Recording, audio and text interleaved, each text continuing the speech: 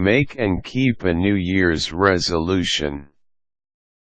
It's that time of year again, the start. And with the new year come New Year's resolutions and, for many of us, mid-year failures. If you want to stick to your New Year's resolution this time around, you're not alone. Who doesn't want to set out to do something and actually do it? I am probably no better than the next person at staying on a long-term task, but over the years, I have attained advice from people who seem to have the stick-to-it thing down. Here are some pieces of advice I've gotten about making and keeping New Year's resolutions. I hope you find them useful too. Take a personal inventory. If you're looking to make your life better, it's good to know where your life currently stands. You may know right away that you want to quit smoking or you want to finally learn Spanish. But on the other hand, a little soul-searching may help you discover new things you want to do in the coming year.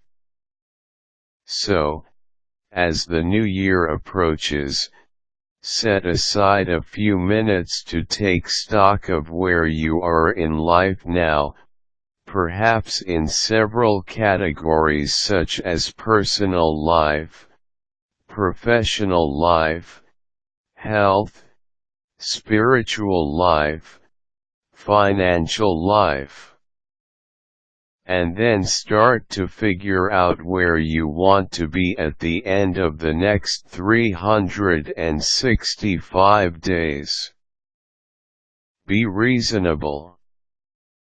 After you have decided the general things you want to change, consider what you can actually do.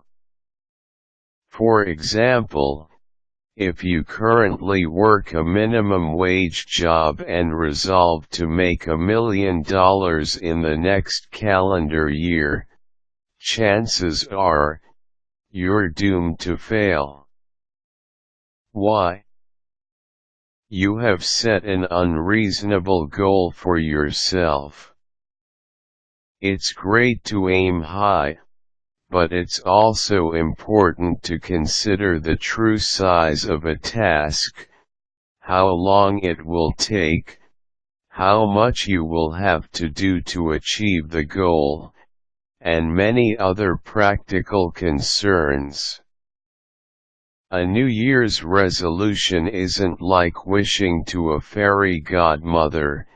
It's instead endeavoring to make realistic changes in your life for the better. So be reasonable. Make $1 million this year to start saving so I have $1 million when I retire. It still might be a long shot, but it's at least possible. Go on record. I have heard in several places that one great way to improve your chances of sticking to a resolution is to make it known what your resolution is.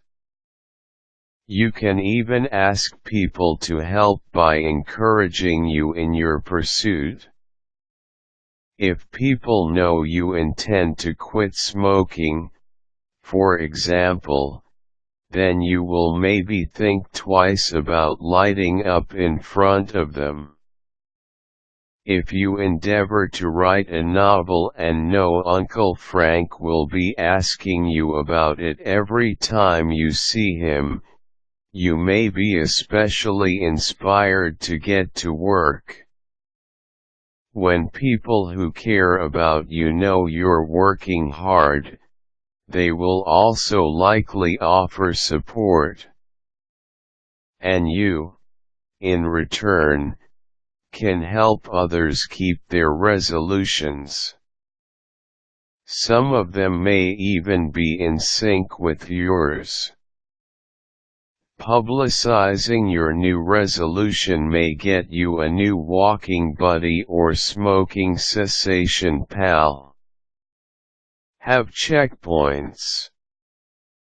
Another thing I have heard to be very useful for people trying to keep resolutions is to break the big things into little parts and chart your progress. First of all, this is helpful psychologically.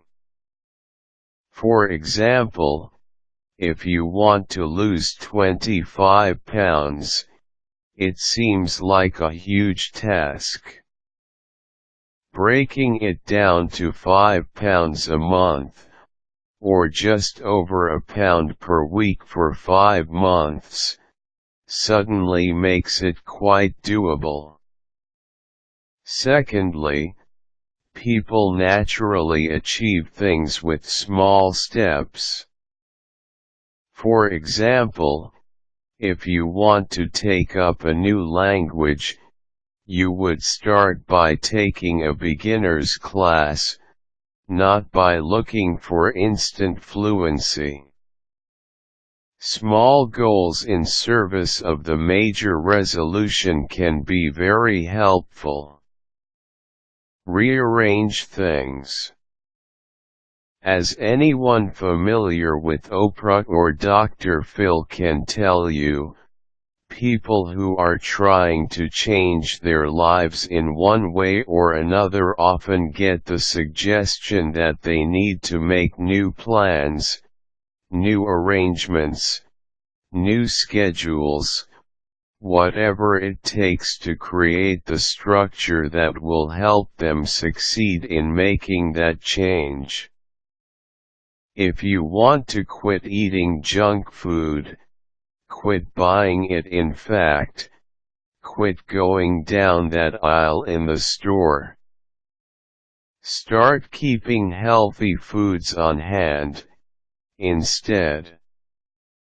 If you want to improve your spiritual life, keep your Bible or other holy book right by your bed, so instead of sitting on a shelf downstairs, it's right there when you wake up or are going to sleep.